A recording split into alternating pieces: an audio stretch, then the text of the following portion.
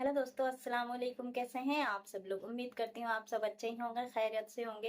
दोस्तों, कुछ दिन से मुफ्ती तारिक मकसूद साहब की एक वीडियो काफ़ी ज़्यादा वायरल हो रही है, जिसमें उन पर गुस्ताख होने का इल्ज़ाम बताया जा रहा है कि उन्होंने हुजूर पाक सल्लल्लाहु अलैहि वसल्लम के बारे में और कुरान मजीद के बारे में कुछ ऐसी बातें कह दी जो उन्हें कहनी नहीं चाहिए थी। और कुछ दिन पहले हमने ऐसी ही एक वीडियो देखी थी जिसमें एक शेख साहब थे, वो हुजूर पाक सल्लल्लाहु अलैहि वसल्लम को अनपढ़ बता रहे थे, उम्मी बता रहे थे। तो यही गुस्ताखी मुफ्ती साहब से भी हुई है। और तो चलिए पहले ये वीडियो देख लेते हैं कि उन्होंने हुजूर पाक सल्लल्लाहु अलैहि वसल्लम के बारे में और कुरान मजीद के बारे में क्या कहा है। हम मोहम्मद सल्लल्लाहु अलैहि वसल्लम को फॉलो करते हैं और कमाल की बात है, हम ये मानते हैं कि ना आप लिखना जानते थे ना आप पढ़ना जानते। मा तखुत्तुहु बियमीनिक, कुरान कह रहा है मोहम्मद सल्लल्लाहु अलैहि वसल्लम जो कुरान पेश कर रहे हैं, एक लफ्ज भी इनके दाएं हाथ ने कभी नहीं लिखा, एक लफ्ज नहीं लिखा। जैसे ही आयत नाजिल होती, आप कभी जैद इब्ने साबित को बुला रहे हैं, कभी किसी और साहबी को बुला रहे हैं, भाई लिखो लिखो। और देखो, हमारे नबी सल्लल्लाहु अलैहि वसल्लम जब कुरान लिखवाया ना, तो चूंकि आप लिखना पढ़ना नहीं जानते थे, तो बाज दफा कातिब से ग्रामर की गलती हुई लिखने में, हमारे नबी ने उसकी करेक्शन नहीं की। आपको नहीं पता चला कि ग्रामर के लिहाज से ये गलत लिखा हुआ है, वो अब तक उसी तरह लिखा हुआ है। समझ रहे कि नहीं समझ रहे? मिसाल के तौर पर बहुत सारी मिसालें इसकी कुरान में। सूरह इक़रा बिस्मि रब्बिकल लज़ी खलक़ में क्या आता है? कल्ला लइन लम यंतही लनस्फ़अम बिन्नासिया। अल्लाह कहते हैं अगर ये कुफ्र से बाज नहीं आए, हम इनको पेशानी के बालों से पकड़ेंगे क़यामत के दिन। तो यहां है लनस्फ़अन। जितने भी उलमा यहां बैठे हुए हैं, इनको पता है लनस्फ़अन ये लाम ताकीद है और आखिर में नून ताकीद है। ये अलिफ के साथ लिखना ग्रामर के लिहाज से गलत, क्योंकि तनवीन नाउन पे आती है, सेंटेंस पे या फेल पे तनवीन कभी भी नहीं आती। समझ में आ रही है बात कि नहीं आ रही है? लेकिन यहां पर क्या है, नबी सल्लल्लाहु अलैहि वसल्लम ने पढ़ा ना लनस्फ़अन, जिब्रील आई आयत लेके, आपने इसको प्रोनाउन किया अपनी जबान से लनस्फ़अन। तो कातिब ने, क्योंकि अन में आवाज नून की आ रही है, तो कातिब ने उस वक्त लिख दिया नून के बजाय अलिफ डाल दिया, जो तनवीन की अलामत है। ये ग्रामर के लिहाज से 100% क्या है? मिस्टेक। अब कहने के लिहाज से ऊपर ऊपर से तो लगेगा ये गलत है, लेकिन भाई अल्लाह ने ये इसलिए होने दिया, बता दिया कि मोहम्मद सल्लल्लाहु अलैहि वसल्लम वाकई उम्मी थे। नंबर 2, हमने इस कुरान की हिफाजत ऐसे की है कि अगर जाहिरी लिहाज से इसमें कोई गलती लिखने में, जाहिरी लिहाज से, वरना तो इसमें बड़ी हिकमत है, हुई भी है, हमने उसकी भी करेक्शन की किसी को इजाजत नहीं दी। जो है जैसे लिखा गया एज इट इज चला रहा है। बड़े बड़े अरबी ग्रामर के माहिर आए, उन्होंने बताया सेंटेंस पे तनवीन नहीं आती, दो जबर दो जेर दो पेश नहीं आते, नहीं आते। यहां आए हुए, पता नहीं क्यों आए हुए। बहुत बड़ी बात कह दी है भाई मुफ्ती साहब ने तो। और इनको एक बार भी रियलाइज़ नहीं हो रहा कि हुजूर पाक सल्लल्लाहु अलैहि वसल्लम की शान में मैं कितनी बड़ी गुस्ताखी कर रहा हूँ और कुरान मजीद में गलतियाँ निकाल रहा हूँ। सोचिए, मुफ्ती साहब की जो पोजीशन है वो काफ़ी बड़ी है, क्योंकि इनके काफ़ी ज़्यादा फॉलोवर हैं और इन्हें बहुत लोग सुनते हैं, लाखों लोग सुनते हैं। इस बात पर मैं एक बात और कहूँगी कि इंसान कितने भी बड़े ओहदे पर हो, उसको एक बात का हमेशा ध्यान रखना चाहिए कि हम जो भी बयान कर रहे हैं, हमारी ज़बान से ऐसी कोई बात ना निकले जो हमारे लिए हमेशा के लिए पछतावे का सबब बन जाए। मैं रुजू करता हूँ अपने अल्फाज से। जिन लोगों का ये ख्याल है कि मेरी वजह से उनको तकलीफ हुई है, तो मैं उन लोगों से मादरत भी करता हूँ, अल्लाह ताला से तौबा भी करता हूँ और अपने इन अल्फाज से मैं रुजू भी करता हूँ। मेरा जो पहला मादरतनामा गया था, उसमें हमारे ही बाज़ अकाबिर को, जिनमें सर फहरिस्त हज़रत मुफ्ती इब्राहीम साहब भी हैं, जिनकी हिदायत पर मैं ये दोबारा मादरतनामा रिकॉर्ड करवा रहा हूँ, तो उन समेत दीगर मेरे बाज़ अकाबिर को कुछ तहफ़्फ़ुज़ात हैं।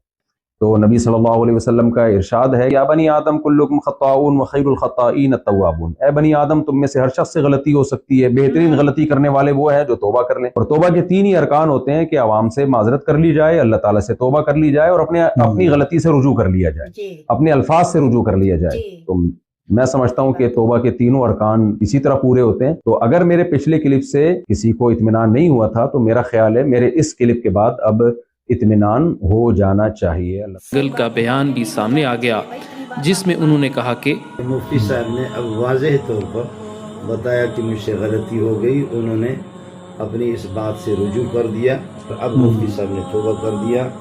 मेरे देवबंदी हजरात हों, बरेलवी हजरात हों, जमात इस्लामी, अहले हदीस, शाफी, मालिकी, हम्बली, हनफी, वैसे बाशद कोई भी मुसलमान, अब यह है कि अल्लाह के लिए किसी किस्म के आप अपने गम और गुस्से का इजहार मुफ्ती साहिब पर, या इसका यह है कि किसी नाशाइस्ता किस्म की हरकत में अपने रद्द अमल का इजहार करना, शरअन आपके लिए इसकी इजाज़त नहीं होगी।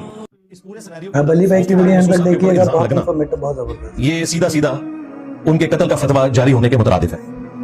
اور آپ کو پتا ہے یہ جو چشتی رسول اللہ پارٹی ہے TLP والے، جن کے دھرنے صرف قادیانیوں کے خلاف ہیں، چشتی رسول اللہ والی کتابیں وہیں سے پرنٹ ہوتی ہیں جہاں سے وہ لاہور سے دھرنا لے کے نکلتے ہیں، لیکن کبھی ان کی دکانوں کے باہر آپ کو یہ دھرنا دیتے ہوئے نظر نہیں آئیں گے، کیونکہ یہ ان کے گھر کی بات ہے.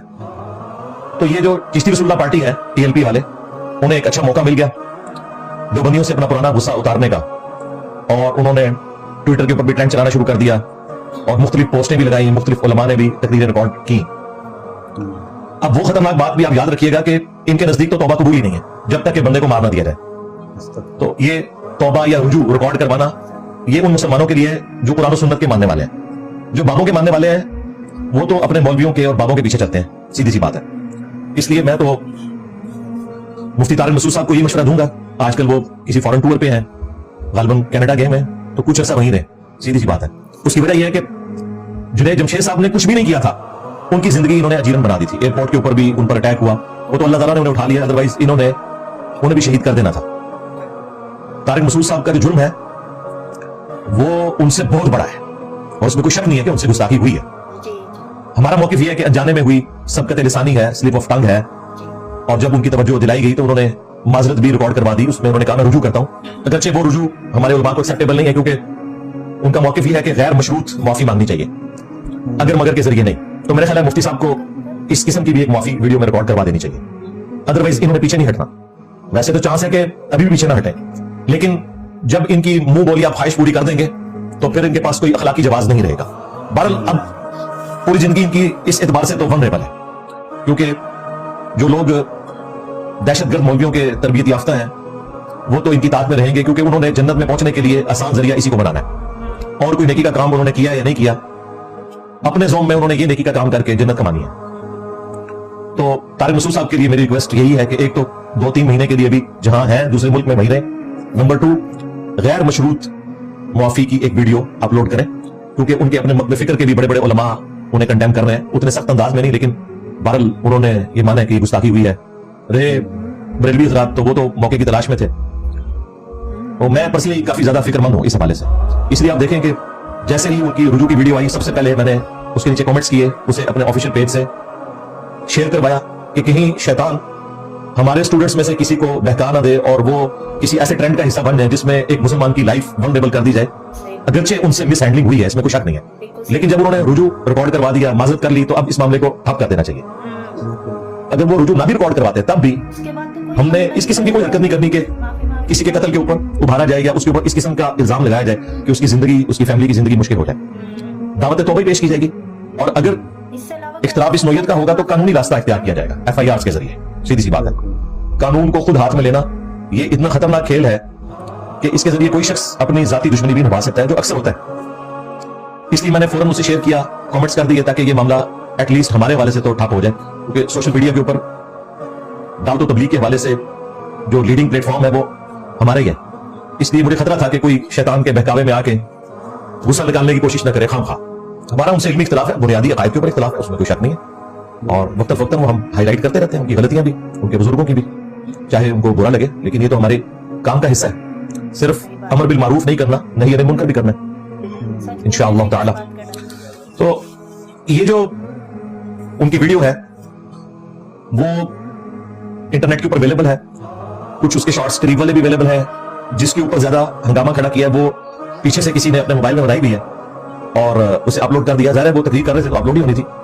اس تقریر کے بعد بھی وہاں بیٹھے ہوئے لوگوں نے ان کا الگ سے ایک انٹرویو کیا اسی بات کے اوپر. وہاں بیٹھے ہوئے لوگوں کو یہ بات سمجھ آ رہی تھی کہ ان سے مسئلہ مس ہینڈل ہو گیا. پھر ایک شخص نے ان کے ساتھ بیٹھ کے ویڈیو بنائی ہے جس میں انہوں نے کہا کہ آپ کیا کر رہے ہیں، اس طریقے سے تو آپ کافروں کے ہاتھ میں ایک ہتھیار دے رہے ہیں. تو انہوں نے کہا نہیں، کافروں کو جواب مل جائے گا میری اس بات سے.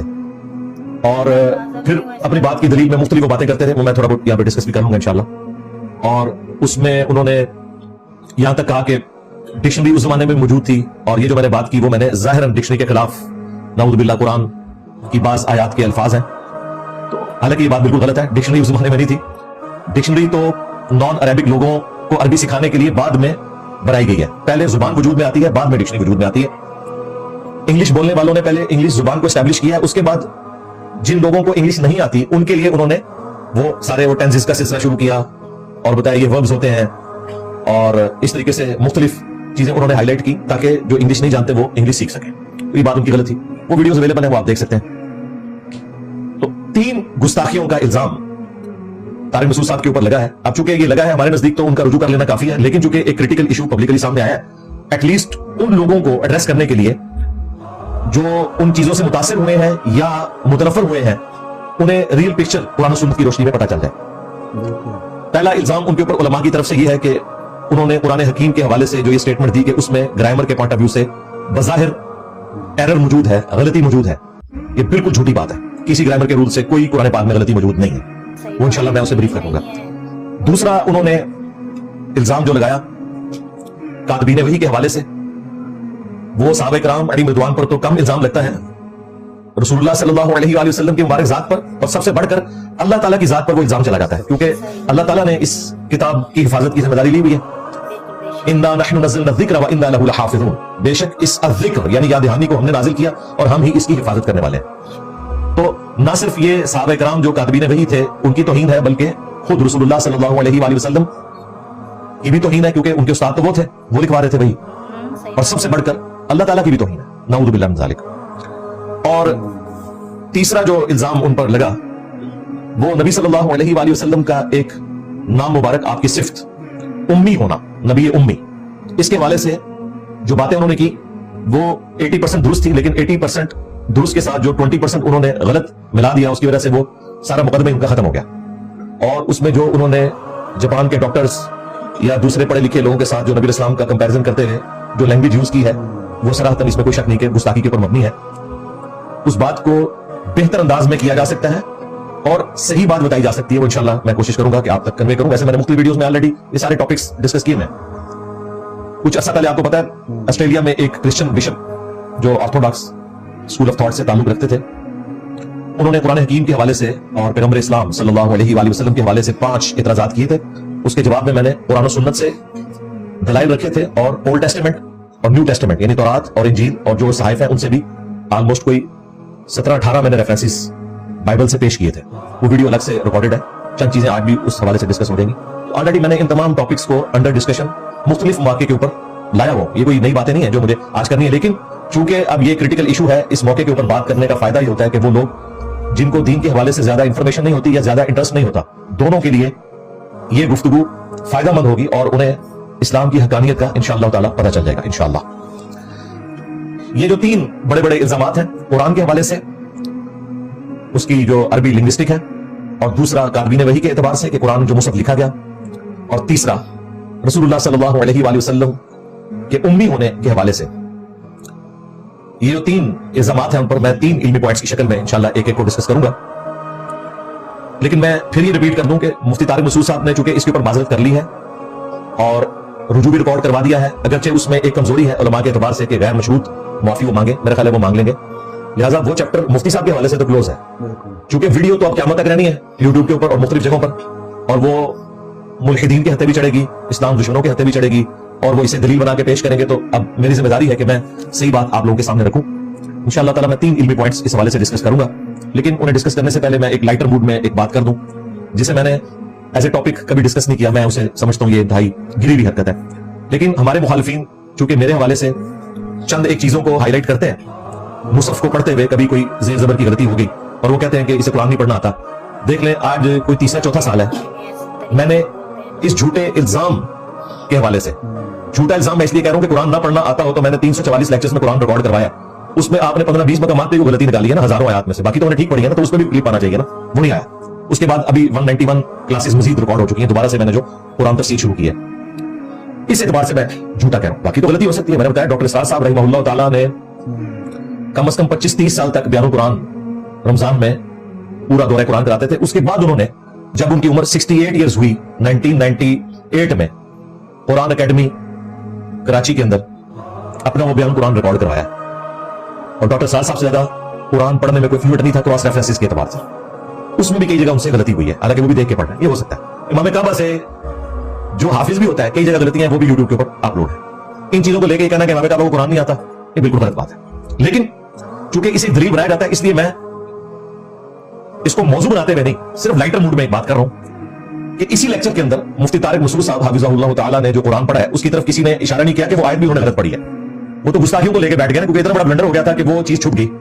वो जो आयत पढ़ रहे हैं उसी वीडियो के अंदर सूरह अल अनकबूत की आयत नंबर 48, वला तखुतहु बियमीनिक, कुरान के कॉन्टेक्स्ट में बात हुई है कि इस कुरान के नुज़ूल से पहले ना तो आप किताब में से कुछ पढ़ सकते थे और ना अपने दाएं हाथ से कुछ लिख सकते थे। वला तखुतहु बियमीनिक, उन्होंने पढ़ा मा तखुतहु बियमीनिक। अब मां के साथ भी तर्जुमा वही बनता है, लेकिन कुरान में मां नहीं है, वला है।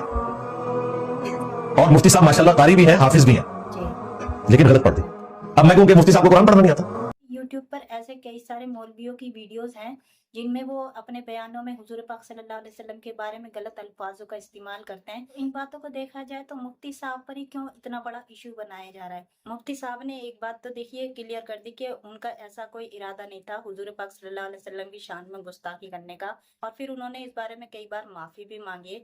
तो दोस्तों, अगर कोई इंसान दिल से माफी मांगता है और किसी से अनजाने में गलती होती है तो अनजाने में गलती होने पर तो अल्लाह ताला भी माफ कर देता है, और अगर कोई इंसान जानबूझकर बार बार उस गलती को दोहराए तो वो गलती नहीं होती दोस्तों, वो गुनाह होता है।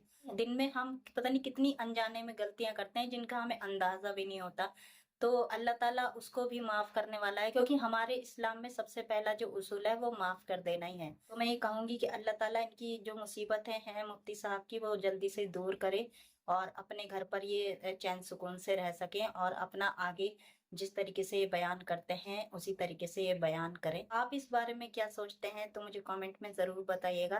तो चलिए मिलते हैं अगली वीडियो में, तब तक अपना बहुत सारा ख्याल रखिएगा। अल्लाह हाफिज़।